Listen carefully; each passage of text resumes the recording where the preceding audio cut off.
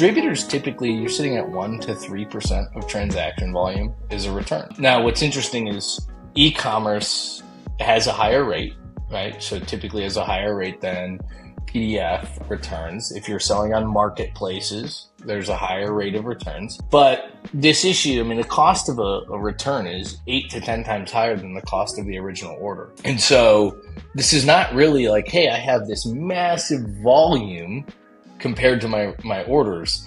I have this complexity where so many people have to be involved in the process. Well, if it's 8 to 10 times the cost of the order, right? So let's say you have a 3% return rate. Well, that's the equivalent of the manpower it takes to process 25 to 30% of your orders. It is the most insidious process a distributor has to deal with. Alex, we haven't known each other that long, but I'm really curious about your background. Like, how did you end up talking about reverse logistics and returns and warranties? Like, what was your path here? Well, 13 years ago, I joined the supply chain. I've always been on the tech side. And, I always say I might be a glutton for punishment, but I fell in love with distribution and manufacturing companies. And, I realized quickly there was a long way to go for them as far as digital transformation. And so I planted my roots. I led North American sales at a company called SalesEye, which was, we were helping distributors. How do you sell more? How do you sell the full basket, right? So if you're selling X, you should be selling Y. If people fall off of their buying patterns, how do you do that? It was also the first time where I started to build a network where you could have manufacturers connect data systems to distributors to see end user purchase behavior. And how do you start to influence the end user together through a connected supply chain? And so that was kind of like my first real experience seeing how connected supply chains really need to be. And it was really downstream, the selling side. And then I led North American sales for a company called Continuum, who was doing order automation, and we did some other document automation processes. And while I was there, this concept of returns actually just kept coming up. So I'm not completely genius in the sense that I could see the forest of the trees on my own, but I had customers saying, hey, you guys do process automation. Do you know anyone who could solve returns? And I'm like, well, when you say solve returns, what do you mean? They're like, it's just a mess. It's a nightmare to deal with. There's so many parties involved in this process. And I was fortunate to have the lens of, I helped distributors sell more, and then I helped distributors cut operational costs, right? One was helping them sell more, one was helping them do operational costs and manage that. And at a point I realized this whole game is about how do you help the customer experience so they can sell more, but also how do we get rid of the financial impacts and make them operationally efficient? Because if they drop a whole dollar in cost savings to the bottom line, they can reinvest that whole dollar. Whereas if they sell more, right, and if they're selling at a 30-point margin, they drop 30 cents to the bottom line. And so I knew this process was super costly, but I didn't exactly know how intricate it was. And so I went out and looked at all these consumer returns platforms, and I knew they didn't really solve what we call the multi-party return. So I just started interviewing distributors, like, hey, how do you do this process? What are the departments involved? And it was fascinating. Hardly any of these distributors had optimized this process flow in their company. And it was kind of the redheaded stepchild that just, hey, someone long ago put a process together, and we've just tried to kind of follow it. And then if someone leaves, someone else comes up with a different process, and it's kind of like a game of whack-a-mole. And even if you optimize in a certain department with returns, you create a whole other slew of issues. And so it was kind of like this, through osmosis, I identified the problem, and then I got interested about it, and I started digging in more on it. Well, talk about how it's done. Like, how is returns, like, what's the manual process, all these things that are broken? What does that look like in your traditional distributor? Yeah. I mean, so oftentimes returns for a distributor, there's so many different types of returns. When the consumer world, it's like, hey, the shirt doesn't fit or showed up defective, right? It's so different in B2B. And so it's all manual, meaning customer gets a product, they don't like it, it doesn't work, something. They have to pick up the phone or they have to email into a CSR. Depending on the very nature of that, the CSR then may have to go to the purchasing team because if it's a defective item or it was a drop ship or I don't want to stock this item. They're like, I don't want to be sitting on this product. We need to get it back up to the manufacturer. And there's a high percentage of these. And even if it's only 30% of the returns are defective or drop ship, it's enough where it's like you can't have a platform that can't handle these types of scenarios, right? So we're not just handling stock returns here. There's a lot of pieces here. So it's all tribal knowledge, meaning the CSR has to be able to recognize, hey, was this originated off of a dropship order? You have to have a CSR make a decision around, do we want to hold this inventory? Which you don't want a CSR making that decision, really. And then they have to go engage the purchasing team. The purchasing team then goes back to the manufacturer to see, will they take this back? Now, that's a bottleneck in and of itself. This is just the approval process, the very beginning of it, right? Now we have to go to the manufacturer, see if they'll take it back. Manufacturer needs a specific set of information, and the chain starts back down. And so the average time to go approve a return for a distributor is north of 3 days from the request.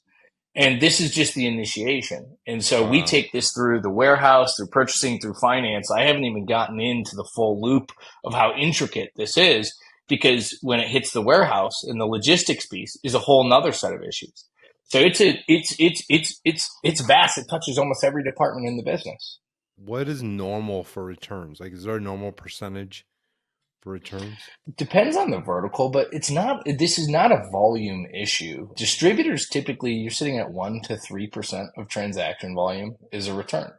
Now, what's interesting is e-commerce has a higher rate, right? So typically has a higher rate than PDF returns. If you're selling on marketplaces, there's a higher rate of returns. But this issue, I mean, the cost of a return is 8 to 10 times higher than the cost of the original order. And so this is not really like, hey, I have this massive volume compared to my orders. I have this complexity where so many people have to be involved in the process. Well, if something's 8 to 10 times the size of the order, then the problem's more like 5 or 6% of. Well, if it's 8 to 10 times the cost of the order, right? It's so let's say you have a 3% return rate. Yeah. Well, that's the equivalent of the manpower it takes to process 25 to 30% of your orders. And when you're operating on thin margins, your profitability literally could rest on how you handle returns better. It is the most insidious process a distributor has to deal with. Wow. And is this a recognized problem, or is this just something that they've just been dealing with for so long and don't even realize it's like nobody's really dug into it and looked at it? Or if they have dug into it and looked at it, they're like, that's too ugly to fix that. Yeah, I think there's two schools of camp. I would say 90% of distributors have not gone deep on this. And it's interesting. I've had organizations that we've spoke to, and they say, this is not really an issue for us. And then a year later, they come back and said, you know what? We had a third-party consultant come in. We were working on operational efficiencies. They analyzed our cost of returns. And you know what they told us? This is the most costly transaction. It's like, yeah, I can tell you that. But until you have a third party come in and tell you that, then you realize it. We have a customer, consultant came in, cost per return, $176 per return. That was their cost. Wow. That's insane. I know. Yeah. So the ones that have gone deep on it, they start to realize. But it's the challenge with returns is it doesn't make you any more money. It only costs you more. And I think with what we're seeing in digital, it's going to change because the expectation when you purchase on digital is that's a part of the customer experience, the post-sale experience. Yeah. But I would argue that how you handle returns could make you more money, or how badly you handle returns. I mean, so you talked about that 3-day approval time. Does a customer sit on that for 3 days, or do they typically engage the customer, say, send it back and move it forward? Are they waiting for that approval? No, so here's typically what happens, right? Customer requests a return. The CSR looks at it and says, hey, I need to engage my purchasing team. If you have a certain, some companies, their CSRs are enabled to go to the manufacturer by themselves. They go to the manufacturer. It's just like every other organization. They're like, I have a list of a million things to do, and I don't have a process for return. So I'll get to this when I get to it. They forget about it. The CSR forgets about it. The customer, within a couple of days, gets an invoice. And they're like, looking through the invoice, like, well, I'm not paying this invoice. I have an open return. So now it leads into AR invoice disputes. So now the customer goes back to the finance team. They either take their credit on their own, so they short pay the invoice, or they say, I'm not paying this invoice. I have an open return. And this happens depending on your volume, but it happens like, it's not like, hey, sometimes this happens. It happens a high percentage of the time. Yeah. So now you're getting into cash flow. So how fast can you recognize your cash? Wow. Because these are not paying on a credit card, right? It's not single transactions. I have a whole invoice at the end user. They need that invoice to match their PO and their accounting methods. And some of them won't pay the whole invoice, so they'll just take their credit on their own. And so now you have real financial impacts. Or worse, the distributor says, you know what, we're going to implement a process where we're going to credit our customers right away. Now we hold all of the risk. Well, you better have someone that remembers to create the return PO back to the manufacturer and then be checking to make sure that you're crediting it back out. So the delta, this is where like financial impacts, the delta between what have you credited versus what have you gotten credit back on? Oh, incredible deltas there. I mean, we have customers who are writing down $300,000-$400,000 worth of inventory at the end of the year because they have to make a decision. Do I write it off and get something because I can write it off and take a loss on something? Or do I keep trying to chase this credit from my vendor? Maybe they're missing information that I have to go back to the customer because they're like, hey, I'll accept this return if you tell me the defective date on it. So this is a supply chain issue, 1,000%. What's your, we've had this, you and I started talking about this a while ago, but we feel like digital supply chain is so deeply connected to the e-commerce world, and yet nobody's talking about digital supply chain in the e-commerce world. And like, we think that's got to change because all these things are connected. I mean, even stupid, simple things like I can't give someone a shipping bill because I don't have weights and dimensions or a way to calculate a shipping bill until the product is shipped, and then I send them the bill. And these new expectations, obviously, that's gotta change, right? So that's like stupid simple, and then all the way through front to, delivery and order status, and then obviously reverse logistics. And it feels though like this layer of supply chain, like there's so many kind of pieces of complexity to it. Well, our mission statement is a seamlessly connected supply chain. Imagine the unthinkable. It says nothing about returns. It says nothing about warranties. Yeah.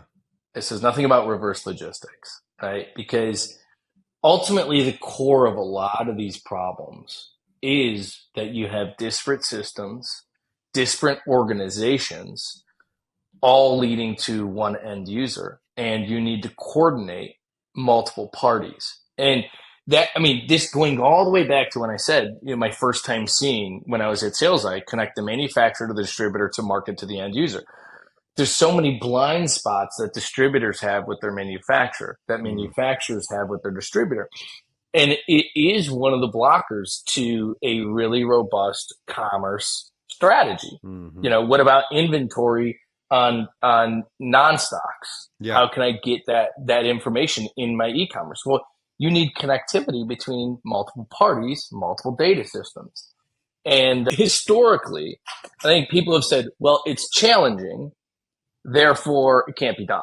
Yeah. And today, as we sit in early part of 2025, I think there's enough people, enough forward-thinking people who've been around the block long enough to know that these problems exist, but not so long that they're going to sit back and say, well, this has been a problem forever. It just can't be solved, right? And especially with the rate that technology is moving. I've never understood. So there's companies that allow manufacturers and distributors to collaborate, right? So you have like product content syndication, where you have manufacturers publishing content to distributors. I've always said in those cases, if you lay a pipe between manufacturer and distributor, sure, product content would be a great thing to flow on that pipe.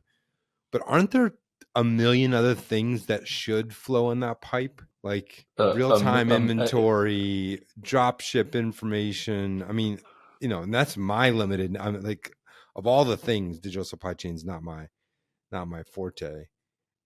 Order acknowledgement data. Where's my product at? Yeah. Order EDI, order info. I mean, that's a whole separate like conversation. I know it's a whole nother. Yeah. But once you have a pipe between manufacturer and distributor, and it feels like everybody's laying these one-way pipes, or pipes that are only thick enough for the thing to bastardize the analogy there. One of the challenges, and I think it's going away, is data harmonization, right? And there's a couple of challenges. One is just standard accounting practices. It's really actually one of the challenges why e-commerce has struggled to get adoption in B2B. Okay, the end user has an accounting platform. Call it an ERP, call it whatever you want. In that system, they have to create a PO, purchase order, because there's what's called a three-way match. Yep. So they have to create a PO, and they're like, well, I just spent 20 minutes in my ERP. It's why Punch-Out exists, right? Right. And creating my PO, I don't want to go to your e-commerce site and duplicate what I just did.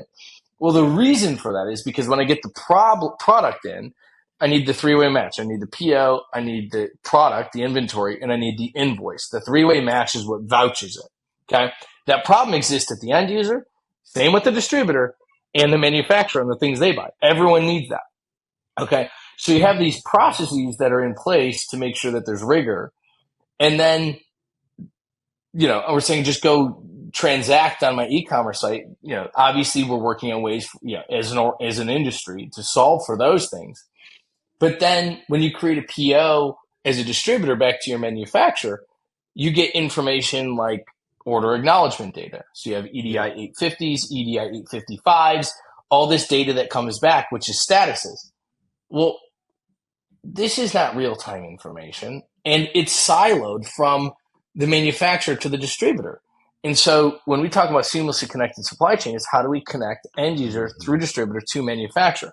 So first you have the process flow, which is kind of one of the blockers in B2B commerce. Then you have the data discrepancies. So end user calls part number ABC. Distributor calls part number 123. The manufacturer calls it, XYZ, right? Yep. So now we have data discrepancies up along with unit of measure discrepancies, because the manufacturer sells it like this, the distributor sells it like this. And so it is there's a process problem, and then there's a data problem. And so you have to be looking at this through both lenses to get to the core of the digital supply chain. Yeah, that's really interesting. Is that on the order side, like the PO side? I think there's so many people out there that don't realize that problem that you just stated. That three-way acknowledgement of with the purchase order, the invoice, the order the inventory. Yeah. The inventory is like, that is a key missing thing for most people. And it's so missing in people's understanding of what customer adoption is. I mean, that's why Connection existed, was to simplify some of that, right? Because they had that understanding. Man. Yeah, exactly. Like there's a percentage of customers you are never going to get to do e-commerce because they don't buy with a credit card, right, and they spend 20 minutes in their ERP creating the purchase order. And now you want me to go to your e-commerce site? And so that our customers, a lot of our customers, they even look at their e-commerce and they say, look, it's another channel for us. We can access a different type of buyer, a buyer who maybe doesn't purchase that way, but they will use a credit card. We can get it. So it is really another channel, but they look at their commerce and they say, let's not think about this as commerce, but let's say it's a digital way of doing business. And so if this is a digital way of doing business, you need to be able to do business digitally with us. That means pay your invoices. That means process returns, get order statuses, get statuses of your returns, be able to potentially see if it's a dropship item, where it's sitting in the supply chain, if it's coming from China, like what container is it on, even if it needs to get to me before it gets to you.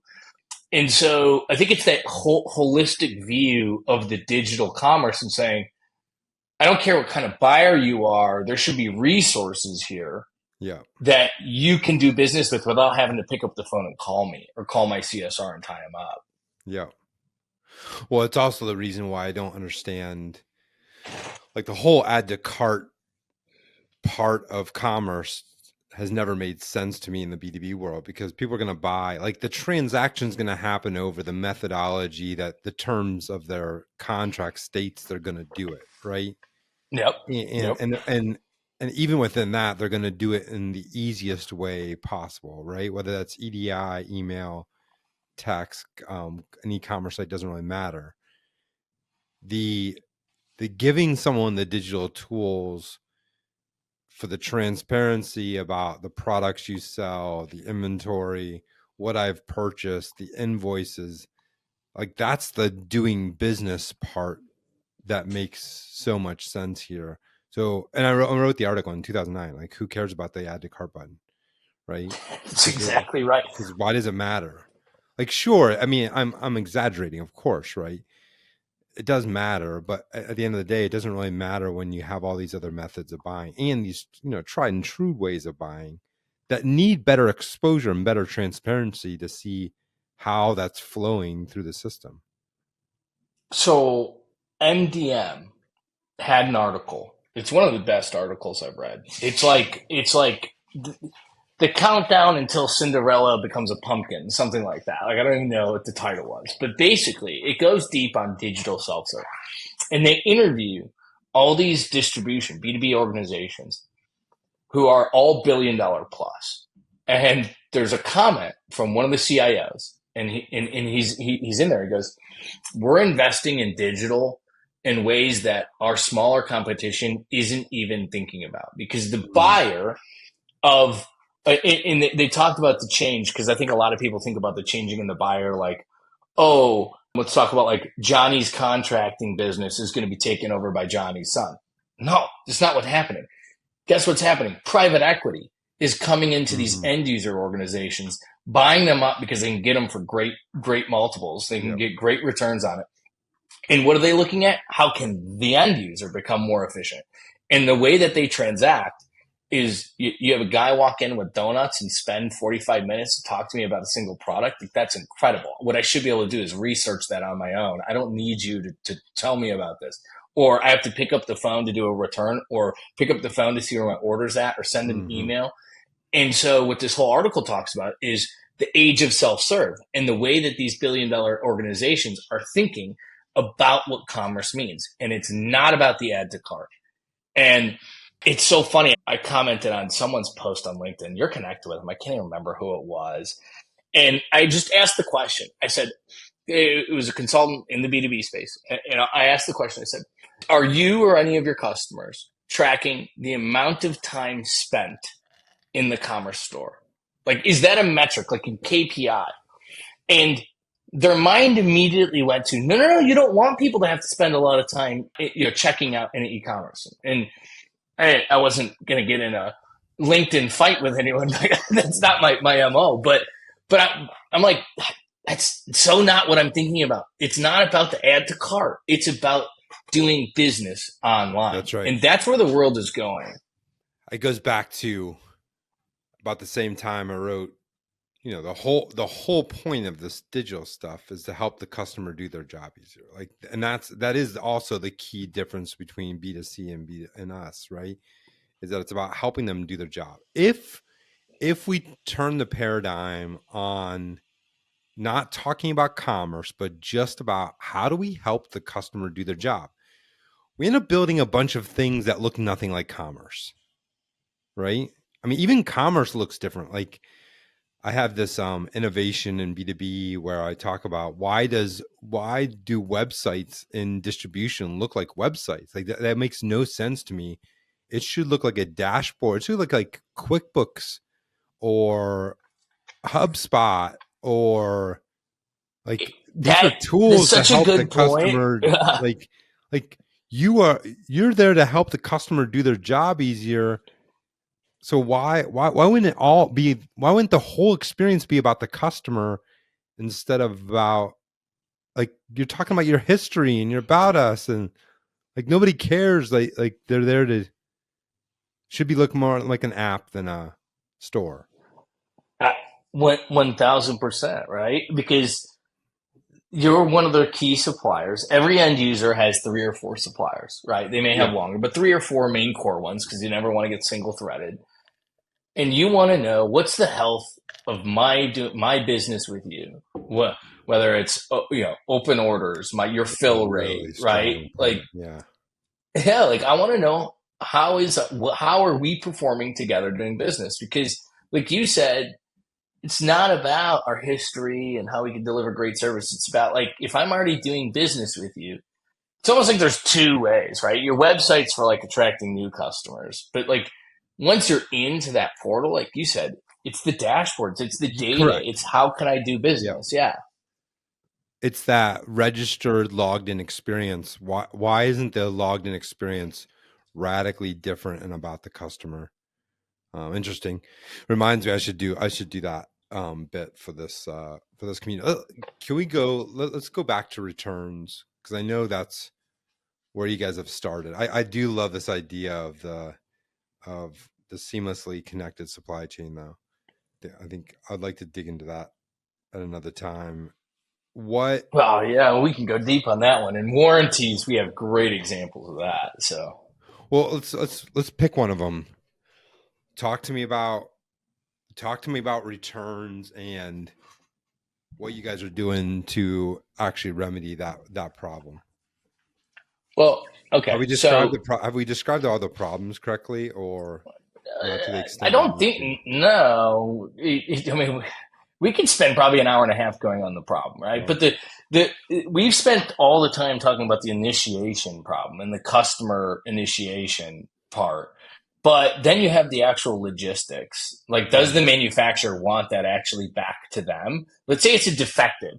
And a lot of this is nuanced by vertical, right? Because if you're in, like, the high tech space, you could have a motor, or you could have a gear, or you could have a core.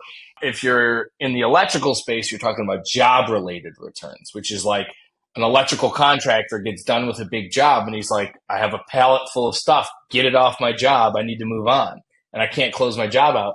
Very different type of return than in, like, the high tech electrical space. Then you have HVAC, which is warranty, and that's a whole separate thing. So you really got to take this down almost by the type of returns the market is seeing in that vertical. But the core of the problem is still the same thing. It's what we call a multi-party return. The end user wants to return it. The distributor doesn't want to have to deal with it, and they have to go to the manufacturer, and the manufacturer doesn't want to have to deal with it.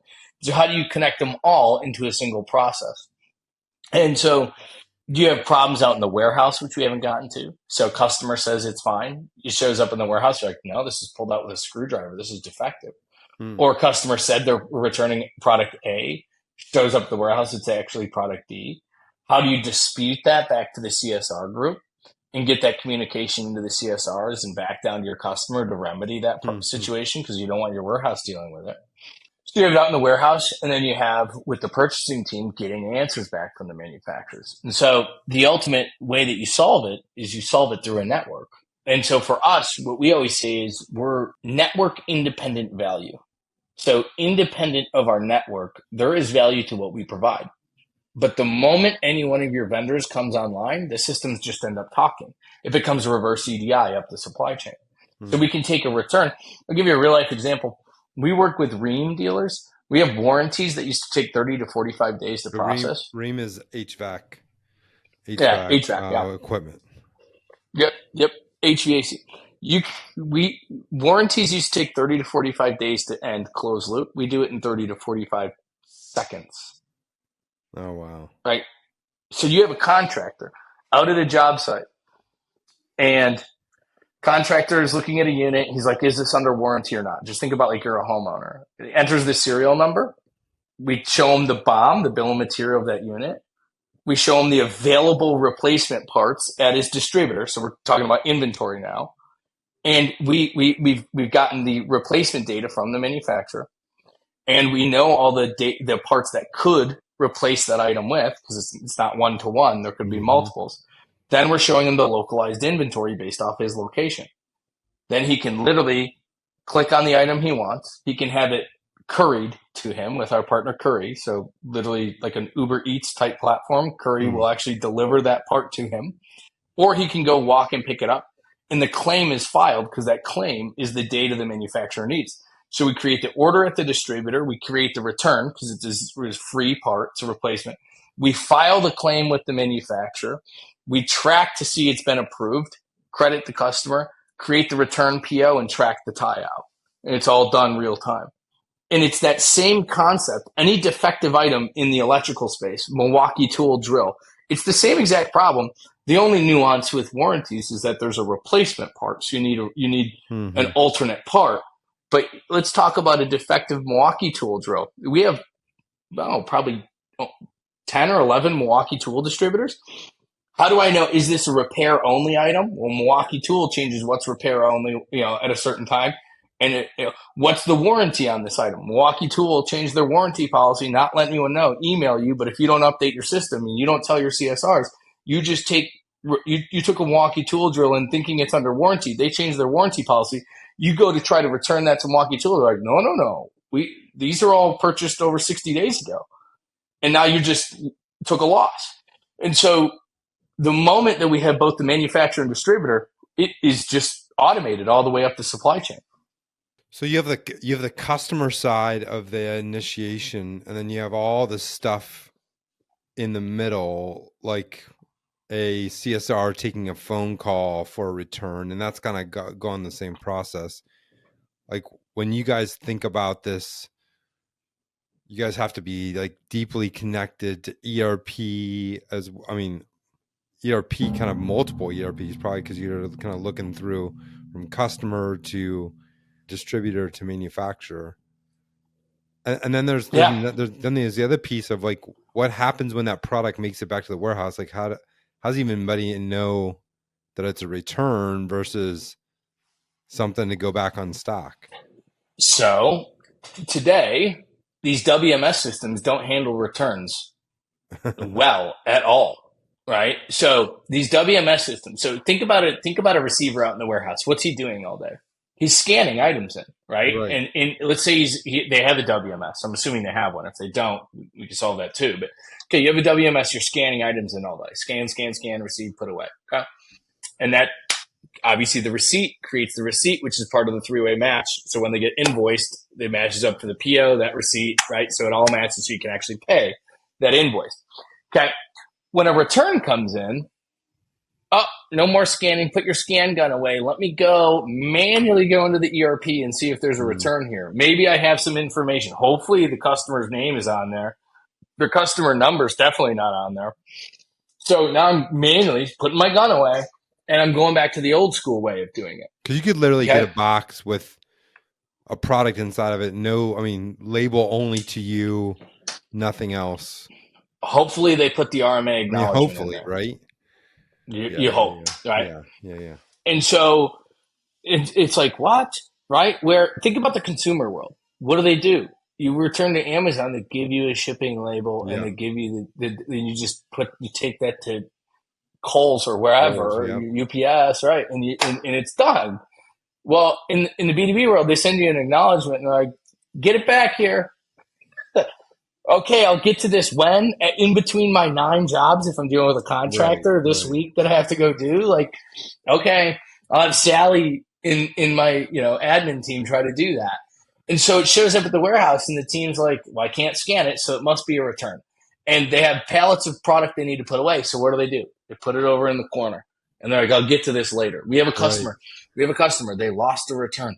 Customer was disputing a $700,000 invoice. They're like, "We sent you that return." They're like, "No, you didn't. We don't have it." After a 35-day dispute, guess what? They found it in the corner of the Corner of the warehouse. house. Yeah. I can imagine. Yeah, I can see it happen. and now if the distributor has their own fleet, add a whole nother layer of complexity because now you have drivers showing up, dropping product off, and customers like, "Here, take this return." And drivers like, okay, I guess okay, puts it in the truck. Maybe the driver drops it off at the warehouse. Maybe the driver decides to take it because he can resell it, right? Driver brings it to the Right, warehouse or doesn't bring it to the warehouse, and you lost all visibility of that return. Like, you have no idea. And now customer disputes an invoice again. Why? Because they're like, "I handed that to your driver," right? So we have 3 different hubs. We have the customer hub, which is the customer self-initiation. That's what goes on e-commerce sites. It's what the customers see. Yeah. Okay. And it has all the logic. How should we do restocking fees? What warehouses should product go back to? It's complex stuff, right? Because we're looking at the invoice. Was it a drop ship? We're looking at the customer. What kind of restock fees do we have? We're looking at the original purchase date. What kind of restock fees should we have? What type of return? Does it require vendor engagement, or can we process this without the vendor? Then we have the warehouse hub, which is actually tracking the logistics of the actual product back, whether it's your own fleet or third party, and then receiving it in. So now with our platform, the warehouse can literally go from scanning inventory in to turning over to a return and scan that with the same gun, and it takes him to the Continuum portal and he just receives it in, or he can dispute it, right? And for some of our customers, we're actually starting to pull in inventory data because if you're looking at, like, let's talk about a manufacturer, I won't mention them by name, who sells TV brackets. Well, I don't know one mount from another. Like, when I'm receiving it in, like, I don't know if it's the same. So we're actually pulling in the actual data of the photos. So the guy, when he scans it, he can say, "Does that match?" Yep. Okay. It's good to check in. Interesting. So that, and then we have the last hub, which is the vendor and finance hub, which is taking the customer return, turning it and pushing it back up the supply chain, and then getting your credits back and tying it out. So those 3 products together make up the full suite of the Continuum hubs to solve the entire problem. A lot of our customers, we say, just start with the customer hub. Let us prove ourselves. They always, I think we're 90% of our customers, like, they're 60 days into it. They're like, "All right, let's keep going." Yeah. Warehouse and vendor becomes pretty important after that. That's pretty interesting. What are the biggest challenges that companies have when they're putting these things in place? You're talking about any, a reverse logistics platform? Yeah, I mean, if they're putting your solution in place, what kind of challenges does the distributor themselves have? I think the biggest, I would say the biggest thing is getting consensus on what an SOP should be. A lot of these organizations have not even set one, and so part of our role is actually helping them define what that should look like. How should we set a standardization for restock fees? Who in the organization should be able to override those? Like, I'll give you another example. Like this, it's such an insidious problem. Okay, let's say we're dealing with a defective return, and you charge your customer a 10% restock fee. Okay, sounds good. But then you go to your manufacturer and they're going to charge you a 20% restock fee. Well, not only did you lose the cost of the manual labor, you also just ate an additional 10 points on that return. And so little things like that is like, hey, should we be automating that? So that, these decision trees we have to make. And so I think a lot of the biggest challenge, because, when we talk about ERP integration, our entire team came from supply chain. So Profit 21, Eclipse, Infor Cloud Suite, SAP, like standard integrations to these ERPs. So where a lot of companies, that'd be like the big thing is like, how do you integrate? For us, it's really about come to the table, be ready to talk about a business process that we're going to implement for you, because a lot of these companies just don't have that in place. That's pretty interesting. What are the kind of things you want to talk about? I normally don't have a problem with questions, and I almost don't know where to start on this problem. Which actually says a lot. It says it's because it's so big, and it's because it's in an area that I haven't spent a lot of time thinking about, and all of a sudden it's becoming obvious to me that that's a dumb decision to not think about that it's actually a really smart thing to do. Like these things should be thought about. This should be a part of the discussions. Well, yeah, so many of these companies have not thought through, because it's death by a million paper cuts. You look at it on its surface, right? It's 1 to 3% of transactions. We don't have a problem. But then if you have, you go at the end of the year, I literally had a company out in Washington say this. So like, we didn't think it was a problem. And then we looked at all of our open return POs to our vendor and how much cash we're floating and waiting to get back. Mm-hmm. And then we realized. And so it's like almost like the first time we talk to a company, we're opening their eyes how big of a problem it is. Yeah. And then the second time around, they come back and they're like ready to go. Well, it's got to affect manufacturer rebate structures too. I mean, a lot of these distributors their profit margin often is in the rebates that come back from the manufacturer. That's what hits their bottom line and writes the real checks. And this has got to affect that too, significantly. Especially when you're talking about buying groups, right? Yeah, that's right. And how that works. Absolutely. And it's like, these manufacturers, what they allow, a lot of them will negotiate annual buybacks with their distributors. So the distributor, and now we're talking vendor and finance hubs. So this is the distributor and how we get product back to the manufacturer, whether it's a customer return or a stock return. And these manufacturers will offer an annual buyback. And so sometimes the agreement with the distributor is you can do 2 returns a year or quarterly, depends on the company and what they negotiate. But then at the very end of the year, it's the 24th of December. And I'm like, hey, I want to return all these items. Could be 100 line items. Totally affects your rebate. So the distributor has a decision point to make, because if you're returning it, it's obviously going to go against your sales for that year and what you're going to get for the rebate. And so we see purchasing teams at quarterly, biannually, and annually investing in an inordinate amount of time trying to optimize what they should be returning back to their manufacturer. Mm-hmm. And we're talking about stock returns now from an annual buyback type situation. And so what we're doing now is fine-tuning our models to be able to start to make that recommendation around, let's look at your inventory levels. We already have your sales side. We know the invoice volume by product line, and start to make suggestions about what you should be returning back. And that all impacts what kind of inventory you're sitting on. And to your point, the rebates that you're going to be getting. So there's a lot of decision points to put into that. When you guys do this, do you guys do this with pretty clear ROI calculation on this? You want to know what's incredible? Yeah. What's incredible is when we're in a pre-sales opportunity, the ROI we project, we try to be so conservative on it.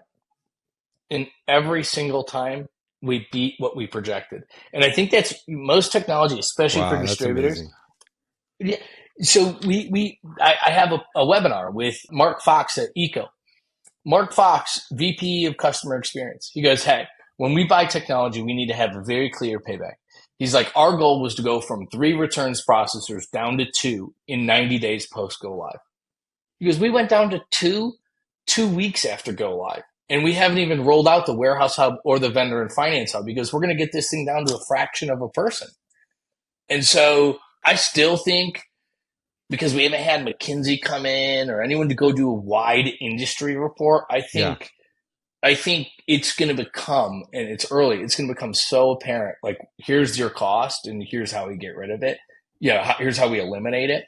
But we're not there yet, right? Companies haven't, they're not eyes wide open. And when you talk to an educated person, who's actually brought a third-party consultant in the game, it's a completely different conversation. So I'm I'm thinking about this audience. So you have a VP of e-commerce who just struggles in general to get resources for his projects. I'm trying to think creatively here. I actually think someone could use as part of their digital strategy, by optimizing returns, they could get the benefit of the ROI on the returns to help fund other parts of their project. Especially if, I mean, you're saying, and I believe you, that you guys are putting conservative things in place and you're just crushing those numbers. So you could use this pretty creatively if you're a VP of e-commerce somewhere as part of it. I'm biased, but obviously, yes, I believe that. I'll tell you the challenge as a VP of commerce that we've ran into, right? We work with many chief digital officers, VP of commerce, because this is a great entry point into the digital experience. Yeah. The challenge with returns is, oh my God, it touches so many departments in my organization. Yeah. How are we going to get alignment, right? You're talking about salespeople, customer service, warehouse, purchasing, finance at minimum, right? And so how do you get everyone on side? And that's why we are like, don't try to boil the ocean.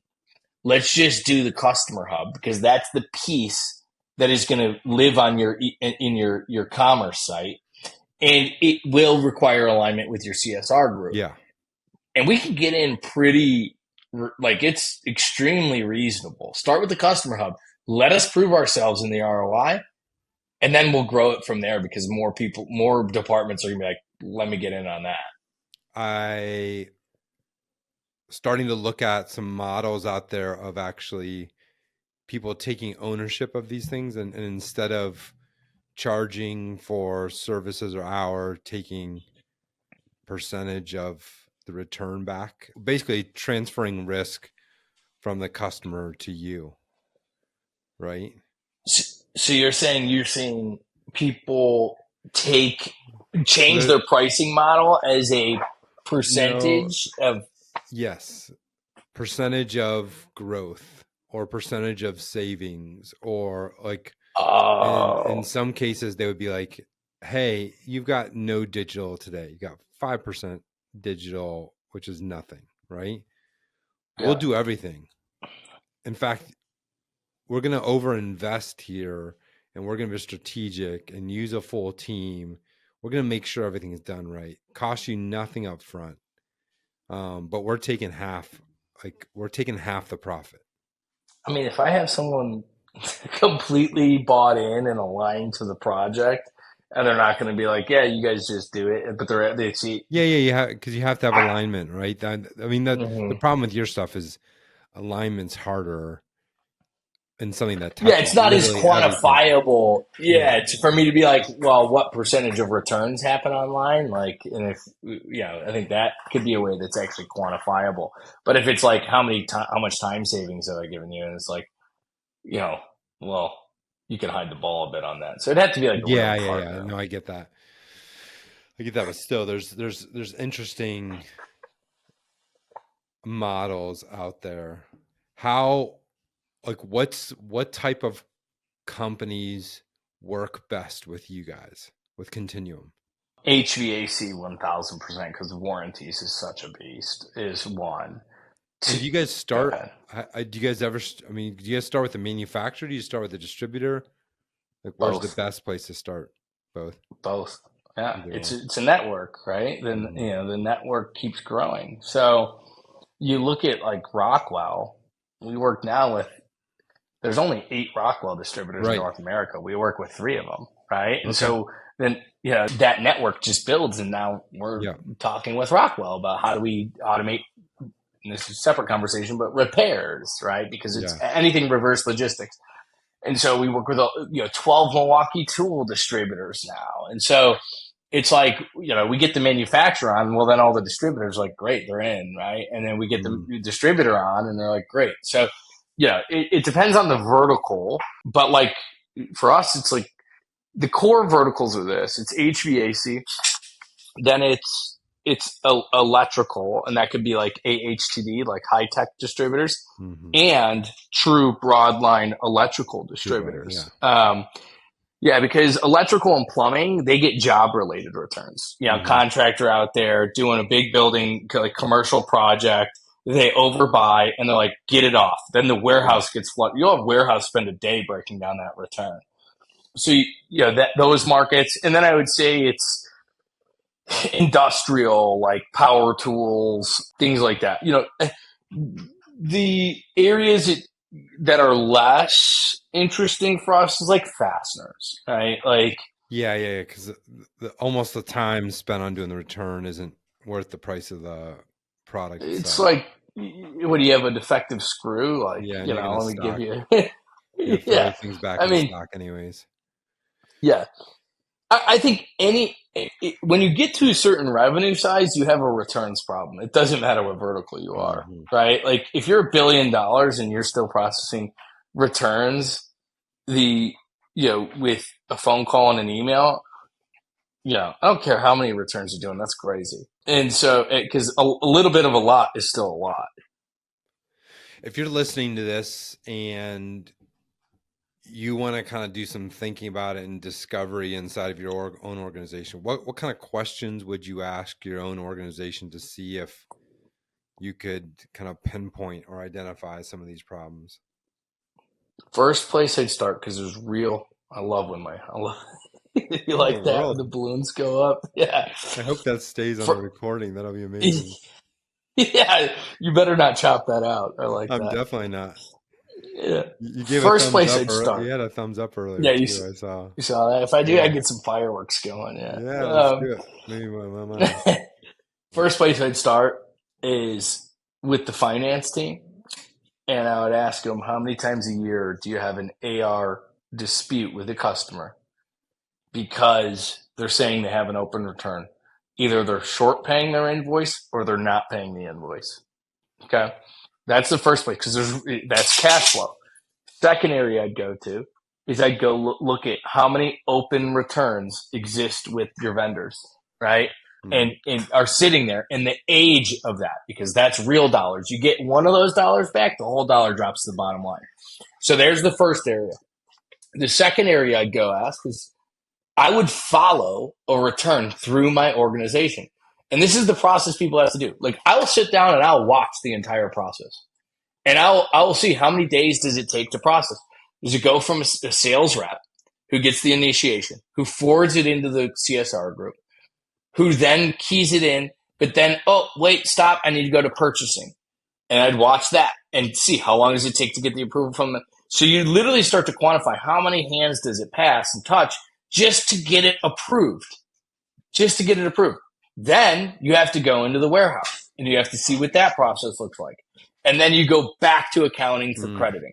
Yeah. And so, like, the first area you can go is high level, talk to accounting. The second area you go, this is the core root of the problem with returns.